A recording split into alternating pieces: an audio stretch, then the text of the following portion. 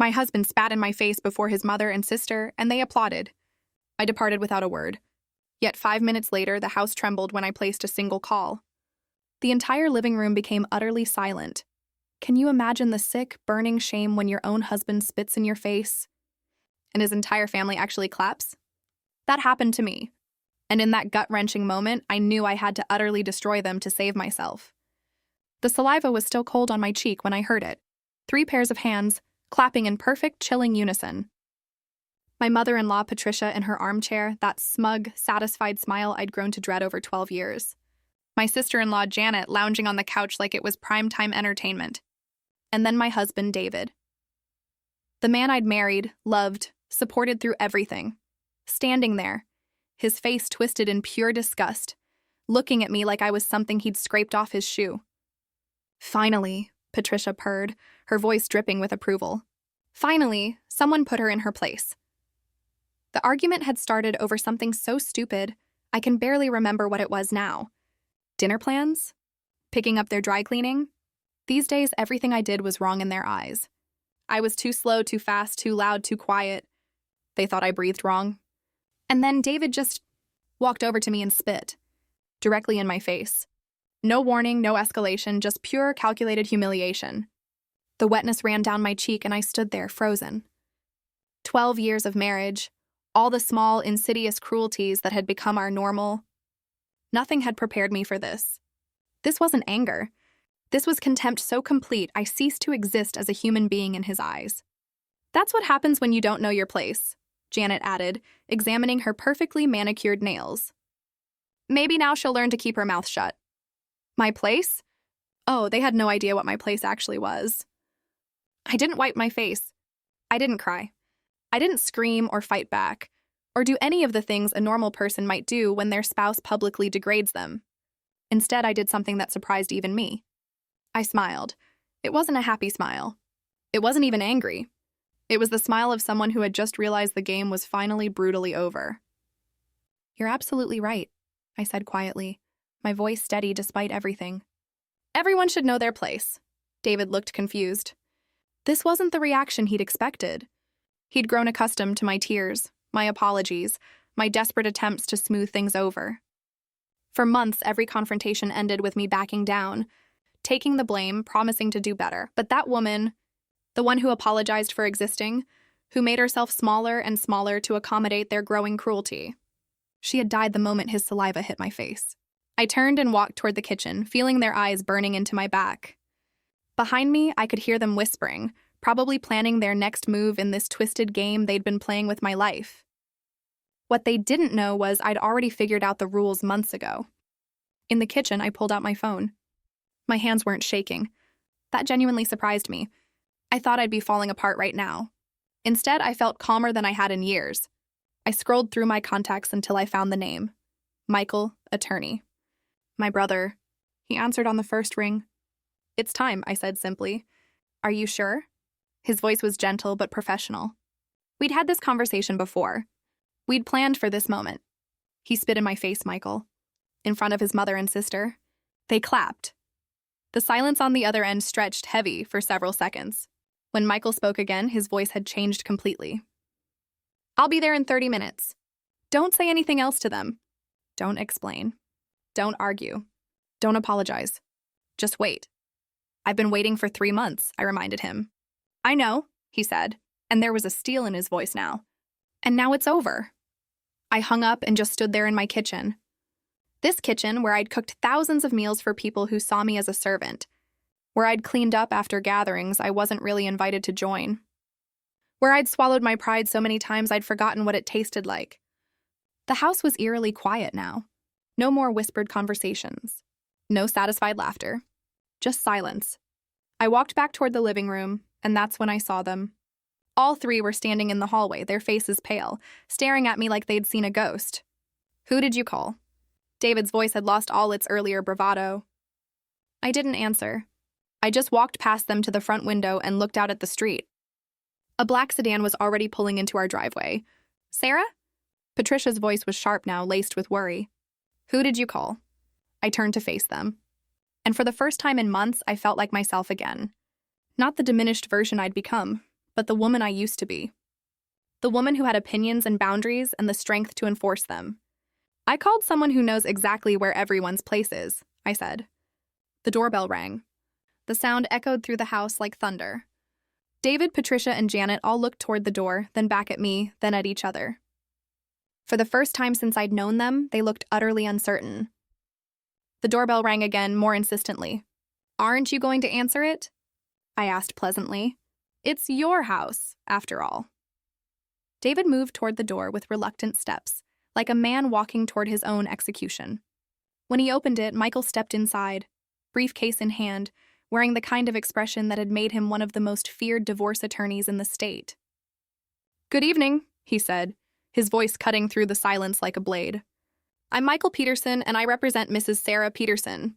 I have some documents that require your immediate attention." The transformation in the room was instantaneous. Patricia, who had been so confident and smug, seemed to shrink into herself. Janet's face went completely white.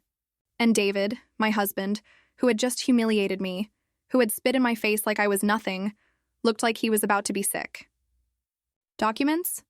he managed to croak. Michael opened his briefcase with deliberate precision. "Divorce papers, restraining order, and a few other items I think will be of particular interest to everyone here." He handed David a thick stack of papers, then turned to Patricia and Janet, giving them each their own sets. "Ladies," he said with cold politeness, "you're also named in several of these proceedings." The silence that followed was so complete I could hear the kitchen clock ticking 3 rooms away. This was the moment I'd been working toward for 3 months, ever since I'd finally admitted to myself that my marriage wasn't just troubled. It was abusive. Not just physically, though tonight had crossed even that line, but emotionally, systematically, deliberately abusive. They had spent years breaking me down, making me question my own worth, my own sanity, my own right to exist in spaces they deemed theirs. What they didn't know was that for the past 3 months I'd been documenting everything. Every cruel comment, every manipulation, every time they'd isolated me from friends or made decisions about our shared life without consulting me. I'd recorded conversations, saved text messages, built a case that would ensure I never had to apologize for breathing again. Michael looked around the room with the satisfied expression of a man who'd just delivered exactly the kind of justice his client deserved. "Mrs. Peterson," he said, turning to me, "shall we discuss the timeline for your transition to your new living arrangements?" I nodded, not trusting my voice just yet. 3 months of planning, 3 months of secret meetings and careful documentation, 3 months of pretending to be the same broken woman they thought they'd created. And it had all led to this moment. Behind me, I could hear David frantically flipping through pages, his breathing getting faster, more panicked with each document. Patricia clutched her papers like they might disappear if she let go. Janet just stared at hers, her mouth opening and closing like a fish out of water. "There must be some mistake," David finally said, his voice high and desperate. "Sarah wouldn't. She couldn't." "Oh, but she did," Michael replied smoothly. "Mrs. Peterson has been quite thorough in her preparations. I think you'll find everything is very much in order." I looked at the 3 people who had made my life a misery, who had convinced me I was worthless, who had celebrated my humiliation just minutes before.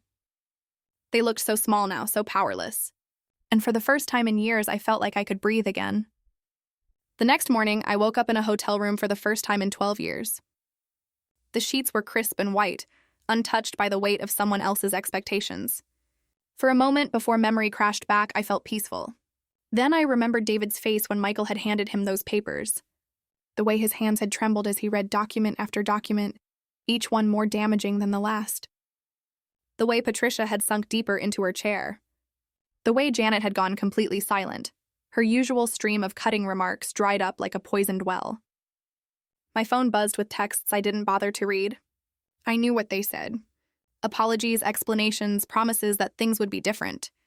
The same lies I'd been hearing for years, just delivered with more desperation. Michael had instructed me not to respond to any contact from them. "Let them sweat," he'd said as he drove me to the hotel last night.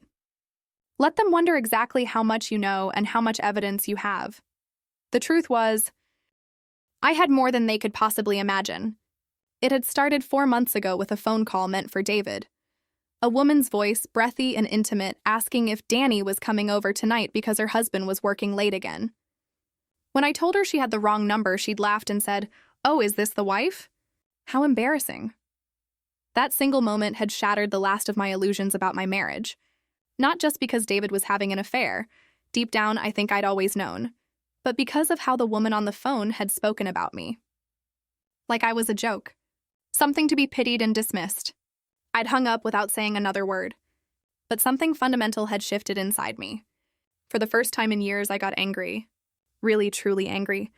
Not the quiet resentment I'd been carrying, but clean, bright fury that cut through all the fog of self-doubt they'd created around me. That night, while David slept beside me, probably dreaming about his affair, I'd made a decision. I was going to find out everything. Every lie, every manipulation, every cruel calculation that had brought me to this point. And then I was going to use that knowledge to take back my life. The investigation had been easier than I'd expected. David was sloppy, overconfident. He kept his phone unlocked around me because he'd trained me so well not to question him about anything. His computer password was our wedding anniversary, a detail that would have been touching if he weren't using that computer to coordinate his betrayal. What I found in his digital life made me physically sick. Not just the affair, though that was devastating enough, but the conversations with his mother and sister. Planning ways to make me more manageable. The jokes about my appearance, my intelligence, my worth as a human being. The casual cruelty of people who saw me as an inconvenience to be tolerated, rather than a person to be loved. There were text threads going back years where they strategized about isolating me from my friends. Patricia had actually written out a plan for making me financially dependent on them, suggesting David discourage me from working and then use money as a weapon to control my behavior. "She's too independent," Patricia had texted Janet. "We need to make her understand that her comfort depends entirely on keeping us happy." Janet's response had been even worse. "Don't worry, Mom. A few more years of this and she'll be so broken down she won't even remember who she used to be." Reading those words had felt like dying and being reborn at the same time. The part of me that still hoped for reconciliation, that still made excuses for their behavior, had died instantly. But something stronger had taken its place, a determination to prove them wrong about everything. I'd called Michael that same night. My brother had always been protective of me, but he'd also respected my marriage enough not to interfere. When I told him what I'd discovered, the silence on the phone had stretched so long I thought the call had dropped. "Sarah," he'd finally said, his voice thick with emotion. "How long has this been going on?" "Years," I'd admitted. But I think I was too close to see it clearly. I kept thinking, if I just tried harder, if I just became whatever they wanted me to be. "This isn't your fault," he'd said firmly. "None of this is your fault. But we're going to make sure they face consequences for what they've done." Michael had connected me with a discreet private investigator who specialized in domestic cases. Within weeks, we had documented everything. The affair, which turned out to involve a married neighbor named Rebecca, whose husband traveled frequently for work. The financial manipulation, including credit cards Patricia had opened in my name without my knowledge. The systematic emotional abuse that had been so gradual, I'd almost convinced myself it was normal. But the most damaging evidence had come from something I'd started doing on my own. I'd begun recording conversations with a small device Michael had given me. Not every conversation, just the ones where I sensed they were planning something particularly cruel or revealing something important about their true feelings. The recordings were devastating. Hours of audio where they discussed me like I was a problem to be solved, rather than a family member to be cherished. Patricia's voice on tape coaching David on how to make me feel guilty for spending money on myself. Janet's laughter as she described spreading rumors about me to other family members, ensuring I'd be isolated at gatherings. The worst recording was from just 2 weeks ago. I'd been in the kitchen making dinner when I'd heard them talking in the living room. Something about their tone had made me turn on the recorder. "She's getting suspicious," David had been saying. "Rebecca thinks she might know about us." Patricia's voice had been dismissive. "What's she going to do about it? Leave? She doesn't have anywhere to go. We've made sure of that." "Besides," Janet had added, "even if she found out, who would believe her? We've spent years making sure everyone knows how unstable she is, how jealous and paranoid she gets. They had been planning my discrediting before I'd even discovered the affair.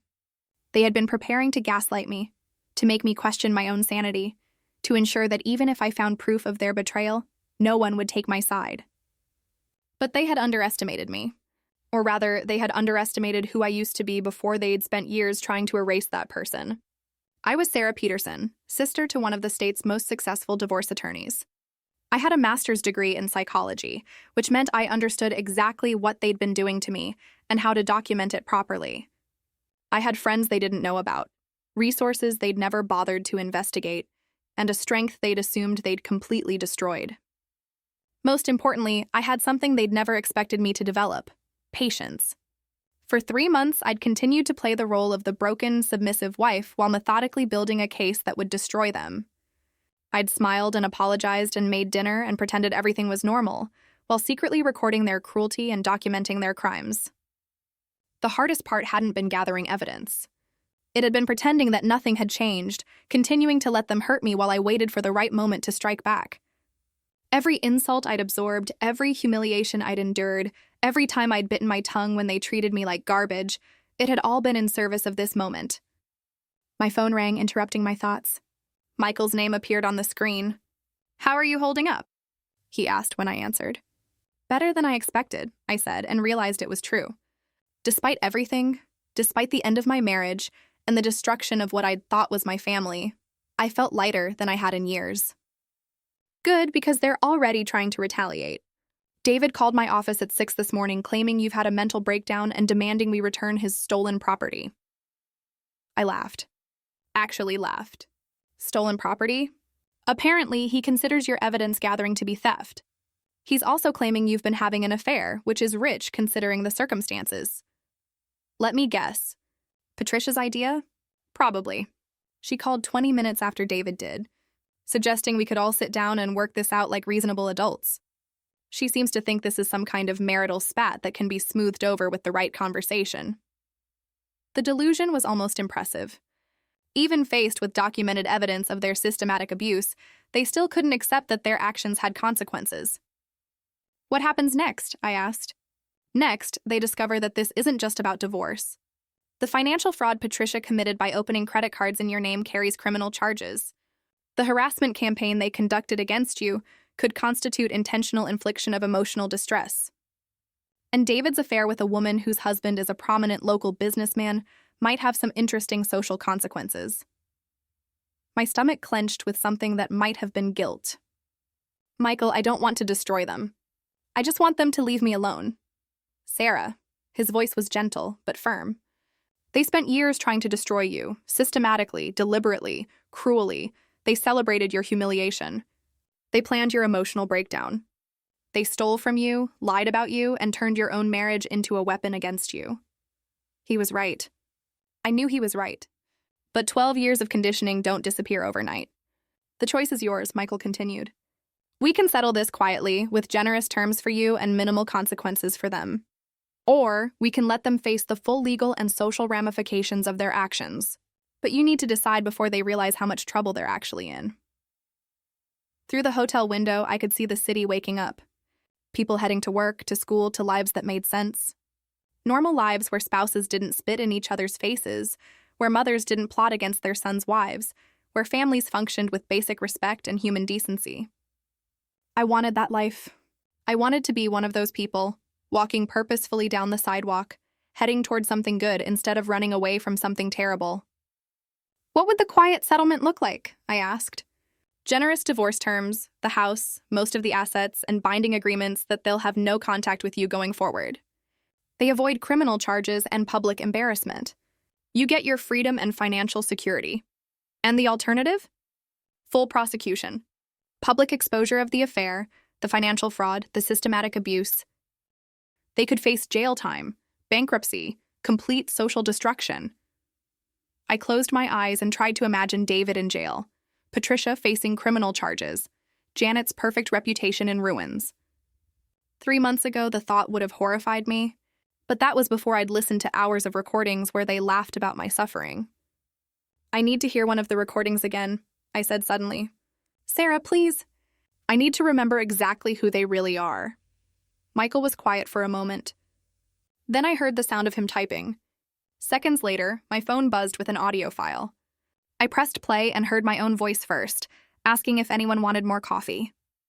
Then Patricia's response. She's so desperate to please, isn't she? Like a dog begging for scraps. Janet's laughter. At least dogs are useful. David's voice cold and dismissive. Sometimes I wonder what I ever saw in her. She's gotten so pathetic over the years. You saw a doormat, Patricia had replied. And that's exactly what we turned her into. I turned off the recording and sat in the silence of my hotel room. These were the people who had pretended to love me, who had stood at my wedding and promised to cherish me as family. These were the people who had systematically destroyed my self-worth while making me grateful for the privilege. When I called Michael back, my voice was steady and clear. I want them to face the full consequences, I said. All of them. The war was just beginning. 3 days after the divorce papers were served, David showed up at my hotel. I was sitting in the lobby with my coffee, watching the morning news when I saw him through the glass doors.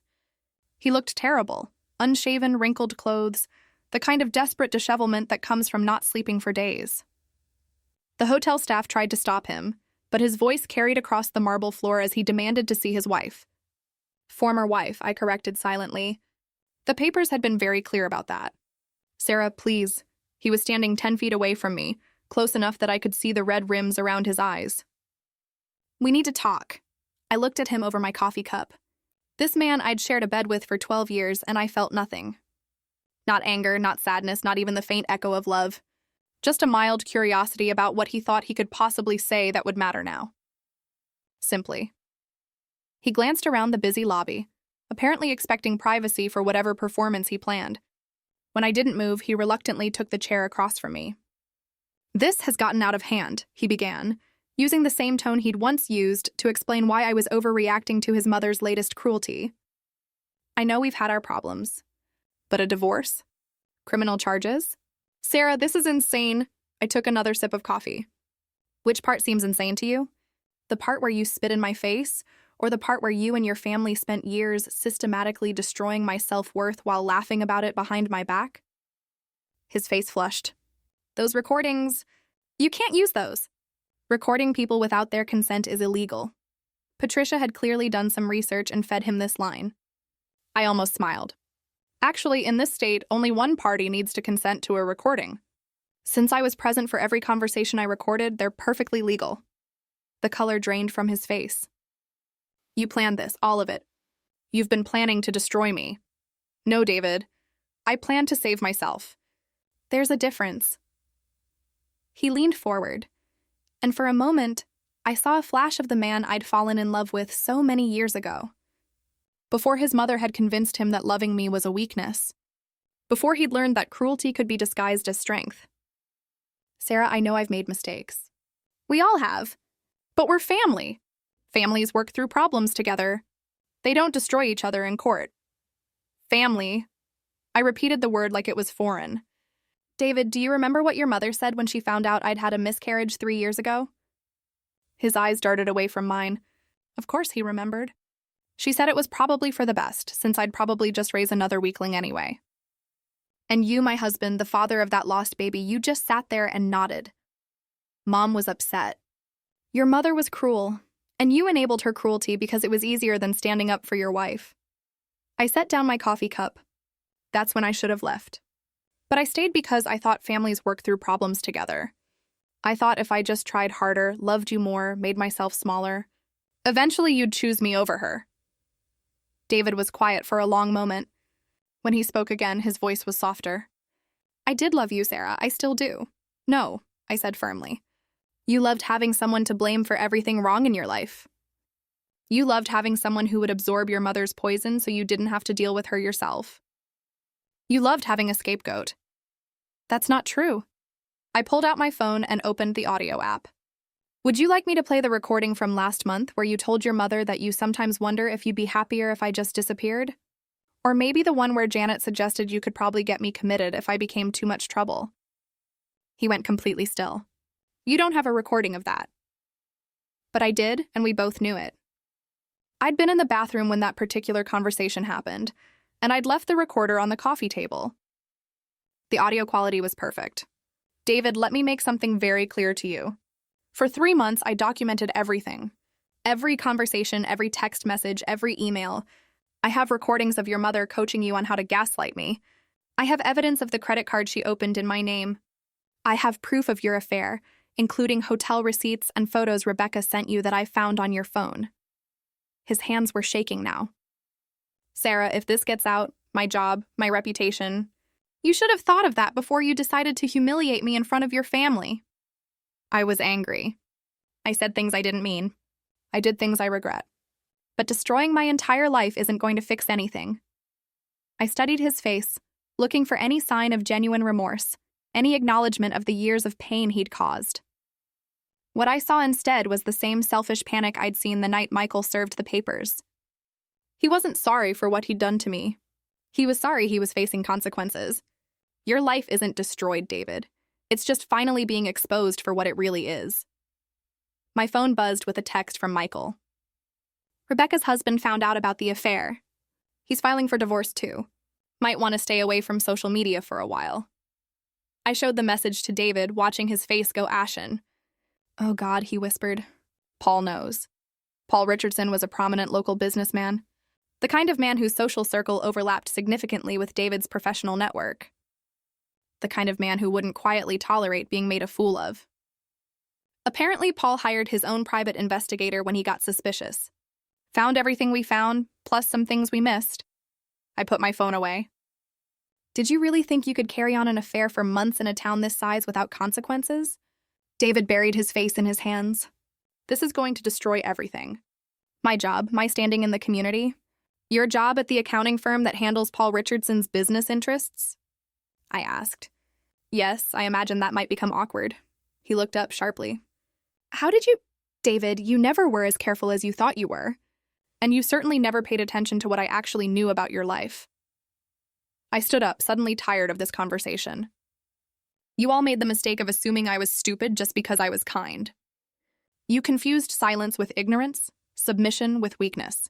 Sarah, please, we can fix this. I'll do anything. Therapy, counseling, whatever you want. I'll cut off contact with my mother and sister if that's what it takes." For just a moment, I wavered. This was what I'd wanted for so many years.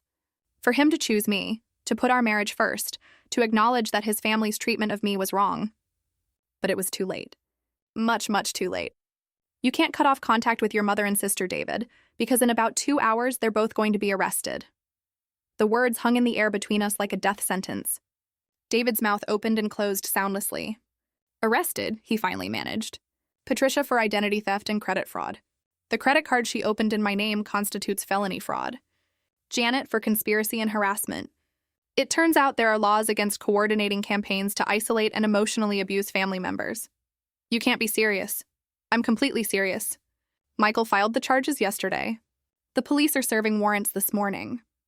David stood up so quickly, his chair tipped over backward. "Sarah, you can't do this. They're family." "They're all the family I have left. They're criminals, David, and they're not my family. They never were. My mother is 72 years old. You want to send a 72-year-old woman to jail? I want a 72-year-old woman to face consequences for her actions. Age doesn't excuse cruelty, and it certainly doesn't excuse fraud." He was pacing now, running his hands through his hair. "There has to be something, some way to fix this.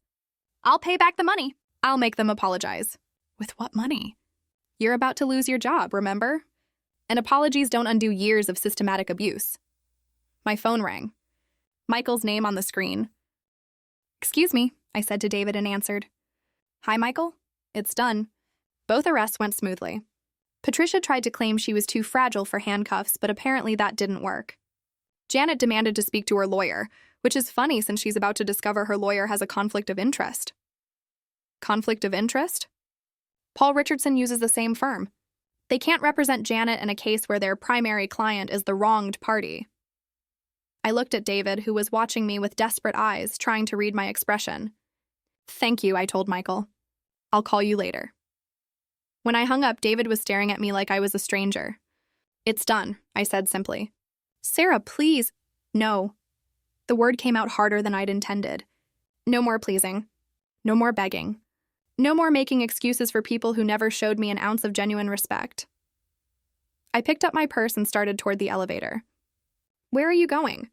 David called after me. "To see my lawyer. We have a lot of paperwork to finalize." "Sarah, wait. What about us?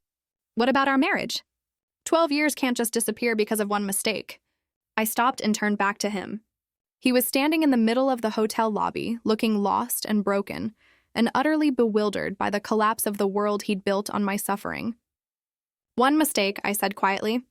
David spitting in my face wasn't a mistake. It was the inevitable result of 12 years of treating me like I didn't matter. It was what you'd always wanted to do, and you finally worked up the courage to do it. That's not true. Yes, it is. And deep down you know it is. Just like you know that your mother and sister are getting exactly what they deserve. Just like you know that Paul Richardson has every right to destroy your career over what you did to his marriage. I turned back toward the elevator, then paused. You want to know the truth, David? The real truth about our marriage? The elevator doors opened and I stepped inside. I stopped loving you 2 years ago. The night you laughed when your mother called me pathetic. The night you agreed with her that I was lucky anyone would have me. I died a little that night, and I've been dying a little more every day since. As the doors began to close, I looked him in the eye. But I'm not dying anymore. For the first time in years, I'm finally alive. As the elevator carried me away from the wreckage of my marriage, I felt something I hadn't experienced in so long. I'd almost forgotten what it was. I felt free.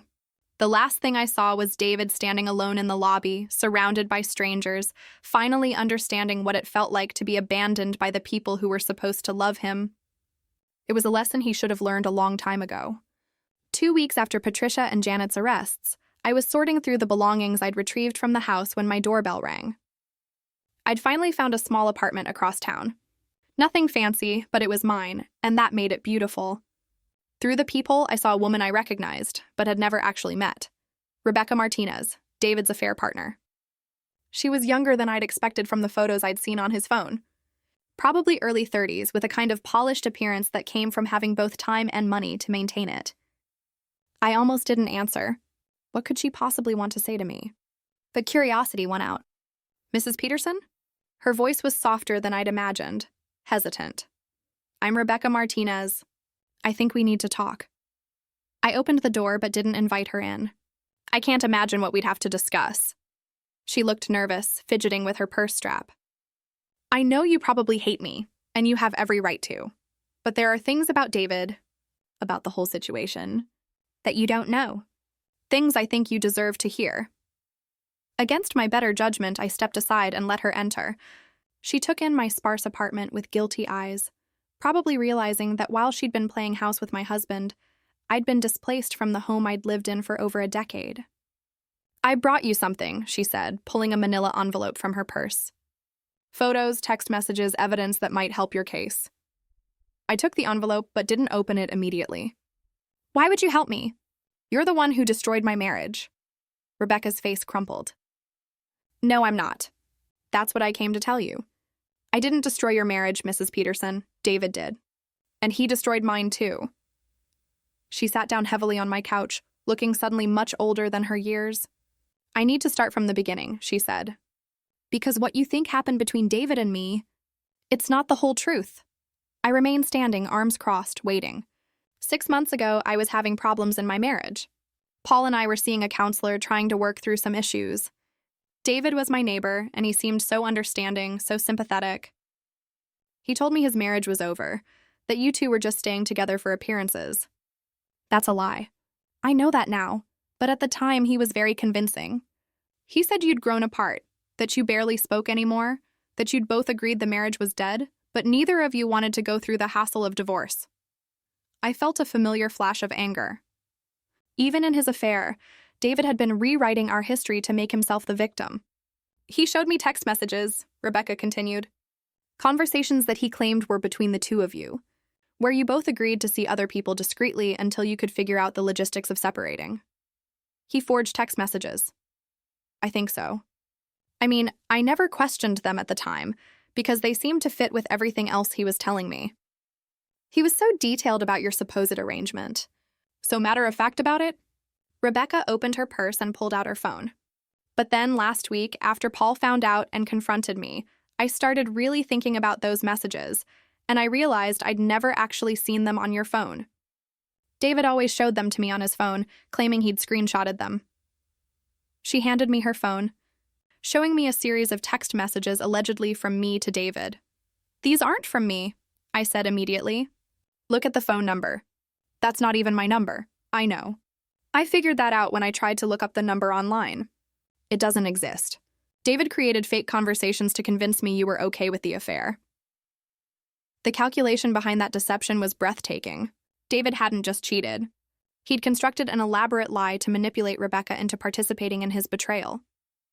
"There's more," Rebecca said quietly. "Remember that night you went to visit your sister about 3 months ago? The weekend trip?" I nodded. I'd gone to see my sister Karen in Baltimore, needing some space to process everything I'd learned about David and his family. "David told me you were actually at a hotel with someone named Marcus. He said you'd finally started seeing someone too, and that you were probably going to ask for a divorce soon." My blood ran cold. Marcus is my sister's husband.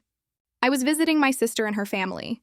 I know that now, but David showed me hotel receipts with your name on them, credit card statements showing charges at romantic restaurants. He made it seem like you were having this passionate affair while he was stuck at home alone. Those were forged too.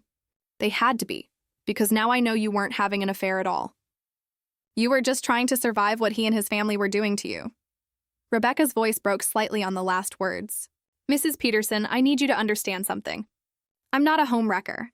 I would never have gotten involved with a married man if I thought he was lying about his situation. When David told me his marriage was over in everything but name, when he convinced me you were seeing someone else too, I thought we were all adults handling a difficult situation maturely." I sat down across from her, beginning to understand the scope of David's manipulations. "How did you find out the truth?" After Paul confronted me, I started questioning everything. I hired my own investigator, not to investigate you, but to investigate David, to find out how much of what he told me was real. She pulled out the manila envelope I'd set aside. It's all in there. Evidence that David has been running similar cons on other women for years. Before me, there was someone named Amanda. Before Amanda, there was Jennifer. Always married women having problems in their relationships. Always women he could convince that everyone involved was okay with the arrangement. I opened the envelope with shaking hands. Inside were photographs, printed emails, and what looked like a detailed investigative report.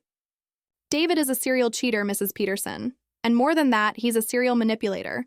He specifically targets women who are vulnerable, tells them elaborate lies about his marriage, and convinces them they're not doing anything wrong. The first photo in the stack showed David with a woman I didn't recognize, clearly taken at some kind of social event. They looked comfortable together, intimate. "That's Amanda Carlisle," Rebecca explained. "She's married to a businessman who travels frequently. David convinced her that you knew about their relationship and approved of it. When her husband found out and threatened to expose everything, David simply vanished from her life and moved on to the next target." "How many women?" "My investigator found evidence of at least 5 serious affairs over the past 8 years. Probably more casual ones that didn't leave as much of a paper trail. 8 years. I thought I'd been in a troubled marriage for the past few years, dealing with increasing hostility from David and his family. But the truth was, I'd been married to a stranger, a predator who used women's vulnerabilities against them while systematically destroying his wife's self-worth at home." "Why are you telling me this?" I asked. "Why help me?" Rebecca was quiet for a long moment. "Because David destroyed my marriage too. Paul is filing for divorce, and he's making sure everyone in our social circle knows what I did. My reputation is ruined. My children are ashamed of me, and I'm going to lose half of everything I have." She wiped her eyes with the back of her hand. "But the worst part isn't the social consequences or the financial cost. The worst part is knowing that I helped him hurt you. That I was part of the system he used to justify treating you like garbage." I looked through more of the photographs. David with different women, always looking relaxed and happy in a way I rarely saw at home. "There's something else," Rebecca said. "Something about his mother and sister that you need to know." "What about them?" "They knew about all of it. My investigator found text messages between David and Patricia where she's actually coaching him on how to manage multiple relationships. She was helping him keep track of his lies." The room seemed to spin around me. "Patricia knew about your affair. She knew about all the affairs. She encouraged them. There are messages where she's telling David that having other women will help him keep you in line, because you'll be too insecure and jealous to make demands on him." I thought about all the times Patricia had made subtle comments about my appearance, my desirability, my worthiness as a wife. Comments designed to make me feel like I should be grateful that David stayed with me at all. Janet was involved too, Rebecca continued. She helped David create fake social media profiles to communicate with his targets. She was the one who came up with the story about you having an affair with Marcus. The systematic nature of their conspiracy was overwhelming. It wasn't just that they'd been cruel to me. They'd been actively working to destroy my sanity and self-worth while enabling David's betrayals. Mrs. Peterson, I know this doesn't fix anything. I know I can't undo the damage that's been done to your life or mine. But I wanted you to know that what happened to you wasn't random cruelty or a marriage that just went wrong. It was deliberate, calculated psychological warfare. I set down the photographs, my hands trembling. They planned all of it, I said quietly. The isolation, the gaslighting, the affairs. They turned my marriage into a weapon against me. Yes, and they've been doing it for years. Probably to every woman David has ever been with. Seriously, my investigator thinks Patricia might have had similar arrangements with David's father before he died. There are hints in some old family letters that suggest a pattern going back decades. The thought that this might be generational, that Patricia had perhaps orchestrated similar psychological torture against other women in her family, made me physically sick. What are you going to do now? I asked. I'm going to testify in your divorce proceedings if your lawyer wants me to. I'm going to provide whatever evidence I have to help you get justice. And then I'm going to try to rebuild my life and figure out how to earn my children's forgiveness. She stood up, smoothing down her skirt with nervous hands. I know you have no reason to forgive me, Mrs. Peterson. I know I was part of something that nearly destroyed you, even if I didn't understand what I was participating in at the time. But I want you to know that David never deserved you. And what his family did to you? It's criminal. Not just legally, but morally. After she left, I sat in my quiet apartment, surrounded by evidence of my husband's systematic betrayal. Not just the affair I discovered, but years of affairs. Years of manipulation. Years of using other women's pain to justify his cruelty toward me. The man I'd been married to for 12 years didn't exist. He'd never existed. The person I'd loved, made excuses for, and tried so desperately to please, had been an elaborate fiction designed to hide a predator. But as devastating as that realization was, it was also liberating. Because it meant that nothing that had happened to me was my fault. I hadn't failed as a wife. I'd been the victim of a carefully orchestrated campaign of psychological abuse. And now I had the evidence to prove it. When I called Michael that evening, my voice was steady and sure. I have new evidence, I told him. Evidence that's going to change everything. What kind of evidence? The kind that's going to ensure David never gets the chance to do this to anyone else. It was time to stop being a victim and start being a force for justice. Not just for me, but for all the women David had manipulated and destroyed over the years. The war was about to become a crusade. The conference room at Michael's law firm had never felt so charged with electricity. 3 weeks after Rebecca's visit, we'd assembled what looked like a war council. Michael, 2 associate attorneys, Rebecca and her lawyer, Amanda Carlisle, David's previous victim who'd flown in from Denver, and Jennifer Walsh, the woman before Amanda who'd driven down from Philadelphia. I looked around the table at these women I'd never met before, but who shared an experience I understood all too well. Each of them had been carefully selected, manipulated, and discarded by my husband. Each had been convinced they were participating in an ethical arrangement between consenting adults. Each had discovered too late that they'd been pawns in David's twisted game. Ladies, Michael began, spreading out a timeline chart that covered the entire conference table. What we have here isn't just evidence of adultery. This is evidence of a systematic pattern of fraud, manipulation, and psychological abuse spanning nearly a decade. Amanda leaned forward, studying the timeline. She was in her early 40s, professionally dressed with the kind of controlled composure that came from years in executive boardrooms. I had no idea there were others, she said quietly. David made me feel like I was the only person who'd ever understood him outside his marriage. That's exactly what he told me, Jennifer added. She was younger, maybe late 20s, with an artist's hands that trembled slightly as she pointed to her section of the timeline. He said his marriage was basically over, that you two were just going through the motions until you could afford to divorce properly. Rebecca nodded grimly. Same story, he told me, word for word in some cases. I studied the timeline, seeing my marriage laid out in black and white alongside David's betrayals. The pattern was clear and horrifying. Each affair had followed the same script, the same manipulation tactics, the same careful construction of lies. Here's what makes this particularly insidious, Michael continued, pointing to specific dates. David wasn't just cheating.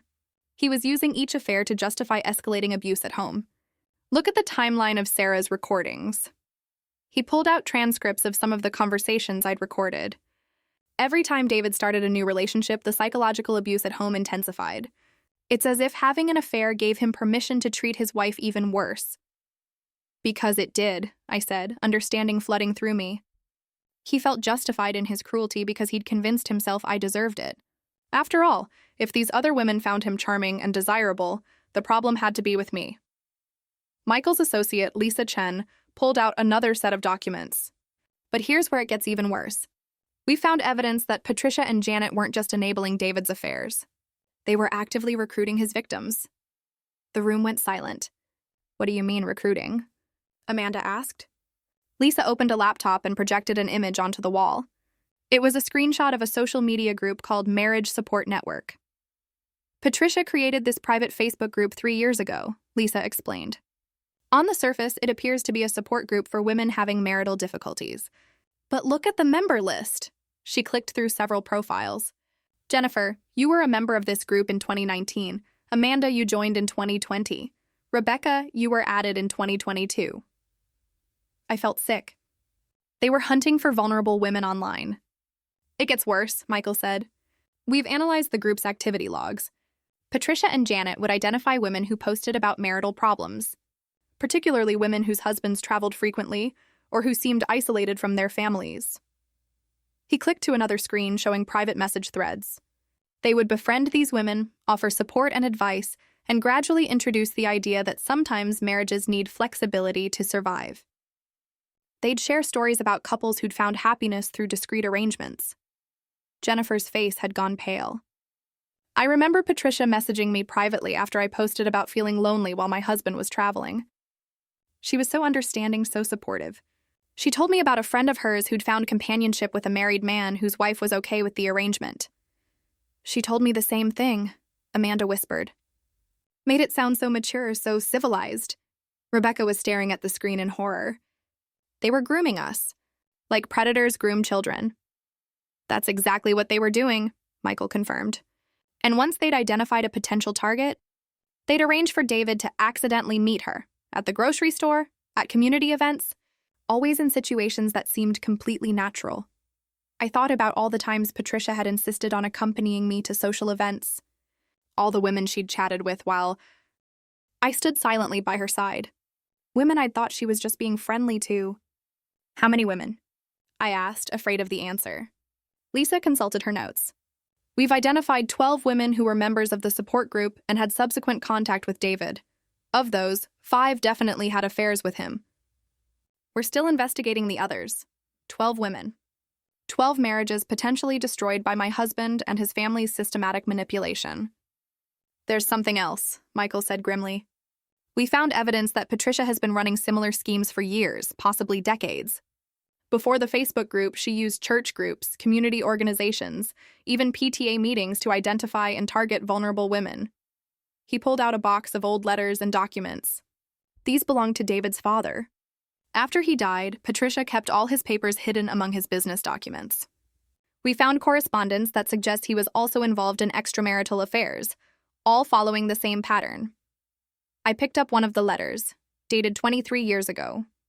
It was from a woman named Carol, thanking Patricia for her understanding and support during a difficult time in her marriage, and expressing gratitude for Patricia's introduction to a wonderful man who helped her remember what it felt like to be appreciated. My God, I breathed. This is generational. Patricia learned this from watching her own husband. And then she taught it to David.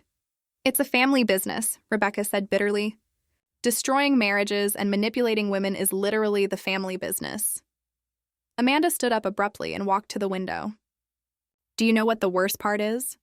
I actually liked her. Patricia, I mean. After David introduced us, she would call me sometimes just to chat. She'd tell me how happy she was that David had found someone who understood him, how grateful she was that I was bringing joy back into his life. She told me the same thing, Jennifer said. Made me feel like I was doing something noble, helping a good man survive a difficult marriage.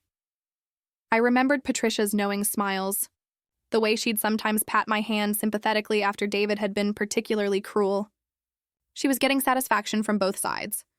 I realized she enjoyed watching David hurt me, and she enjoyed befriending the women he was using to justify that hurt. Michael nodded grimly. Patricia Peterson is a psychological predator.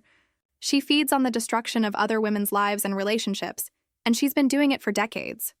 What can we do about it? Rebecca asked. I mean, legally. Can we stop her from doing this to other women? We're building a case for criminal conspiracy and fraud, Lisa explained. The fake social media profiles, the forged documents, the systematic targeting of vulnerable women, it all adds up to a pattern of criminal behavior. But more than that, Michael added, we're going to make sure everyone knows what they've been doing.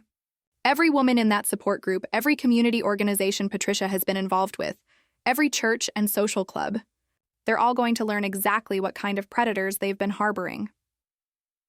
I looked around the table at these women who'd been victimized by my husband and his family. Despite everything they'd been through, they were here, willing to fight back, willing to expose the truth, even though it meant reliving their own pain and humiliation. There's something I need to tell all of you, I said. Something I've been thinking about since we started uncovering all of this. The room grew quiet. I spent 12 years making excuses for David's behavior. I told myself he was just going through a difficult phase, that his mother's influence was temporary, that if I just loved him enough, everything would get better. I paused, gathering my courage. But the truth is, I knew something was wrong long before I caught him cheating. I knew the way he and his family treated me wasn't normal. I just chose to ignore it because it was easier than facing the reality that my marriage was built on manipulation and abuse. Jennifer reached across the table and squeezed my hand. That doesn't make any of this your fault. I know that now. But I need you all to understand something. David didn't become a predator because of his mother's influence, or because of some childhood trauma, or because he fell into bad patterns over time. He's a predator because he chooses to be one. Every lie he told, every woman he manipulated, every cruel thing he said to me, those were conscious choices. What are you saying? Amanda asked. I'm saying we need to stop giving him excuses. We need to stop treating this like it's some kind of tragic misunderstanding or psychological illness. David Peterson is a calculating predator who systematically destroys women's lives for his own entertainment, and he needs to face consequences that match the severity of his crimes. Michael smiled proudly. That's exactly the approach we're taking. David, Patricia, and Janet are going to face both criminal and civil consequences. But more than that, we're going to make sure their methods are exposed so completely that no other woman will ever fall for their manipulations again. Rebecca looked around the table with determination in her eyes. What do you need from us? Everything, Michael said. Every text message, every email, every conversation you remember, every lie they told you, every manipulation they used. We're going to document it all and present it to the world. As the meeting broke up, I found myself standing with the 3 women who'd been my husband's other victims. We were strangers, brought together by betrayal and manipulation, but looking at them, I felt something I hadn't experienced in years. I felt sisterhood, real, honest connection with people who understood exactly what I'd survived. Thank you, I said to each of them, for coming forward, for being willing to fight back, for helping me realize I wasn't crazy or oversensitive or any of the other things they tried to convince me I was. Thank you for having the courage to start this, Amanda replied. For refusing to let them get away with it. As I drove home that evening, I thought about the network of lies and manipulation that had controlled my life for so many years. David, Patricia, and Janet had built their whole world on the systematic destruction of other people's happiness. They'd turned cruelty into an art form and manipulation into a family tradition. But now their victims were fighting back. And we weren't fighting alone. We were fighting together, armed with the truth, and determined to make sure no other woman would suffer what we'd suffered. The predators had finally met their match, and we were just getting started. 6 months after that night when David spit in my face, I stood in the courthouse watching him being led away in handcuffs. The judge had just sentenced him to 18 months in prison for conspiracy to commit identity theft, fraud, and systematic harassment. Patricia had received 2 years. Janet got 15 months. But more satisfying than the prison sentences was watching their entire world crumble in the months leading up to this day. The local newspaper had run a series of articles about the marriage manipulation network, as they dubbed it. Every detail of their systematic predation had been exposed. The fake support group, the decades of targeting vulnerable women, the psychological warfare they'd conducted against their victims. All of it was now public knowledge. David had lost his job within days of the story breaking. Paul Richardson had made sure of that. Patricia had been excommunicated from her church and advised to stop attending services. Janet's employer, a family counseling center, had terminated her immediately for conduct incompatible with our mission of supporting healthy relationships. But the social consequences, devastating as they were, paled in comparison to the civil judgments. Rebecca, Amanda, Jennifer, and I had filed a joint lawsuit for intentional infliction of emotional distress, conspiracy, and fraud. The settlement had been substantial enough to ensure that none of us would ever have to worry about financial security again. More importantly, it had funded something I'd never imagined I'd be part of creating. "Sarah!" Michael appeared beside me as the courthouse emptied. "The reporter from Channel 7 wants to do a follow-up interview. Are you up for it?" I nodded. Over the past few months, I'd become something I'd never expected to be. An advocate. A voice for women who'd been systematically manipulated and abused by people who were supposed to love them. The interview took place on the courthouse steps, with a reporter asking questions I'd answered dozens of times by now. But I never got tired of telling the story, because each time I told it, another woman somewhere recognized her own experience and realized she wasn't alone. "Mrs. Peterson," the reporter asked, "what would you say to women who might be experiencing similar manipulation in their own relationships?" I looked directly into the camera, thinking about all the women who might be watching, women who were living the life I'd escaped from. "I'd tell them that love shouldn't make you smaller," I said. "Real love doesn't require you to apologize for existing, or to accept cruelty disguised as honesty, or to make yourself invisible to keep the peace. If the people in your life are systematically destroying your self-worth, that's not love. That's abuse." After the interview, I drove to my new house. Not an apartment anymore, but a real house with a garden and windows that let in actual sunlight. It was smaller than the house I'd shared with David, but it was entirely mine, chosen by me, decorated according to my taste for the first time in 12 years. Rebecca was waiting on my front porch with a bottle of champagne and a folder full of papers. "It's official," she said, holding up the documents. "The Peterson Awareness Foundation is now a registered nonprofit organization. We decided to formalize our advocacy work, creating a foundation that would help other women recognize and escape from systematic manipulation." Rebecca had used her settlement money to fund it, and Amanda and Jennifer had both committed to serving on the board of directors. "How many women have contacted us this week?" I asked as we settled in my living room. 7, Rebecca said, consulting her notes. 3 of them are situations we think might require immediate intervention. And we got a call from a prosecutor in Ohio who thinks she's identified a similar network operating in Cincinnati. It turned out that the Peterson family's methods weren't unique. Across the country, there were other predators using similar tactics to systematically destroy women's lives. Our foundation was helping to identify and expose them, one case at a time. My phone rang and I saw Amanda's name on the screen. "Sarah, turn on Channel 12 right now," she said without preamble. "You need to see this." I grabbed the remote and switched channels. The evening news was showing footage of a woman being arrested outside what looked like a community center. The reporter was explaining that she'd been running a support group that was actually a front for targeting vulnerable women for manipulation and exploitation. "That's exactly what Patricia was doing," Rebecca breathed. "Same tactics, same predatory behavior." "And she probably learned it from Patricia," I replied. "Or someone like her. These techniques get passed around, shared among predators like some kind of twisted knowledge base." The news story continued, explaining that the arrest had come about after several women had recognized the patterns described in recent media coverage of the Peterson case and contacted authorities. "We're making a difference," I said. And for the first time in months, I felt genuine pride in what we'd accomplished. Later that evening, after Rebecca had gone home, I sat in my garden with a cup of tea, watching the sunset. It had been exactly 1 year since I'd first discovered David's affair. 1 year since I'd begun the process of reclaiming my life. The woman I'd been then, frightened, broken, convinced that her worth depended on other people's approval, felt like a stranger to me now. I'd thought that woman was weak, that she'd somehow deserved the treatment she'd received. But I understood now that she'd been strong in ways I'd never appreciated. She'd survived years of systematic psychological torture and still retained enough sense of self to recognize when something was wrong. My phone buzzed with a text from Jennifer. Saw the news about the Ohio arrest.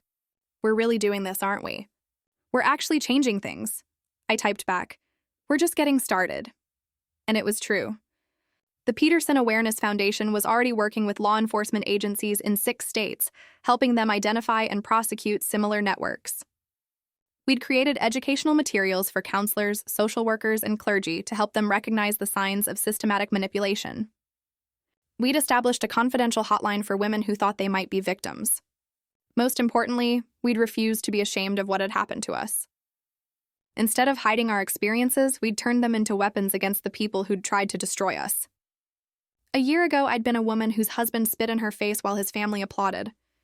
Tonight, I was a woman who'd brought down a network of predators and was working to ensure that no other woman would suffer what I'd suffered. The transformation still amazed me sometimes. My neighbor, Mrs. Chen, waved from her garden next door. She was an elderly woman who'd become something of a friend over the past few months, often stopping by with homemade soup or just to chat. "How did the court proceedings go today?" she called over. "Justice was served," I replied. "Finally," she nodded approvingly. "Good. That family got exactly what they deserved." It was a sentiment I'd heard from dozens of people over the past few months. Far from being ostracized for exposing David's crimes, I'd found myself embraced by a community that was horrified by what the Peterson family had been doing in their midst. The women from Patricia's church had reached out to apologize for not recognizing what was happening. Several of David's former colleagues had contacted me to share their own suspicions about his behavior that they'd never felt comfortable voicing before. Even Paul Richardson, Rebecca's ex-husband, had contributed a substantial donation to our foundation, saying he wanted to help prevent other men from being victimized by these schemes. Because that was another thing we'd learned. David's affairs hadn't just destroyed the lives of his female victims. They'd also devastated the husbands of those women, men who'd lost their marriages and often their children because of the Peterson family's manipulations. As darkness fell, I went inside and made myself dinner. A simple meal, but one I'd chosen and prepared exactly the way I liked it. Such a small thing. But for years, I'd cooked only what David and his family preferred, adjusting my taste to accommodate theirs until I'd almost forgotten what I actually enjoyed eating. Now I knew I liked spicy food, exotic flavors, dishes that Patricia would have dismissed as too ethnic or too complicated. I liked trying new recipes, experimenting with ingredients I'd never been allowed to use in my old kitchen. I liked being myself, fully and unapologetically. After dinner, I opened my laptop and began working on my book, The Marriage Trap: How to Recognize and Escape. Systematic manipulation would be published next year, with all proceeds going to the foundation. My editor thought it could reach hundreds of thousands of women who needed to hear this message. The first chapter began with the night David spit in my face, but the rest of the book was about so much more than that moment of ultimate humiliation. It was about the years of subtle conditioning that had led to that moment, the systematic erosion of my self-worth, the careful isolation from friends and family, the gradual rewriting of reality that had made me question my own perceptions. Most importantly, it was about the process of fighting back, the months of secret preparation, the careful documentation of abuse, the building of a support network, the legal battle, and finally, the creation of something positive from the wreckage of my marriage. As I wrote, I thought about all the women who would read these words. Women who were living in situations similar to what I'd escaped from. Women who'd been convinced they were crazy, oversensitive, or impossible to please. Women who'd lost themselves so completely they weren't sure who they were anymore. I wanted them to know what I'd learned. That they weren't crazy, that their perceptions were accurate, that they deserved better. I wanted them to understand that love shouldn't hurt, that family shouldn't be a weapon, that they had the right to exist without apologizing for taking up space. And I wanted them to know that if they were ready to fight back, they wouldn't be fighting alone. At midnight, I closed the laptop and prepared for bed. Tomorrow, a conference call with our board of directors about expanding our services. But tonight, I was just Sarah Peterson, a woman who'd reclaimed her life from people who tried to steal it. A woman who'd turned her pain into purpose, her victimization into victory. As I turned off the lights and settled into my own bed, in my own house, I thought about that night 6 months ago when I'd walked away from David's saliva on my face. I'd had no idea then what I was walking toward. I was walking toward freedom, toward purpose, toward a life where I mattered, where my voice was heard, where my existence was celebrated rather than merely tolerated. I was walking toward myself, and I'd never been happier to arrive. So tell me, what would you have done in my place when your whole world turned out to be a carefully orchestrated lie? I really want to hear your thoughts in the comments below.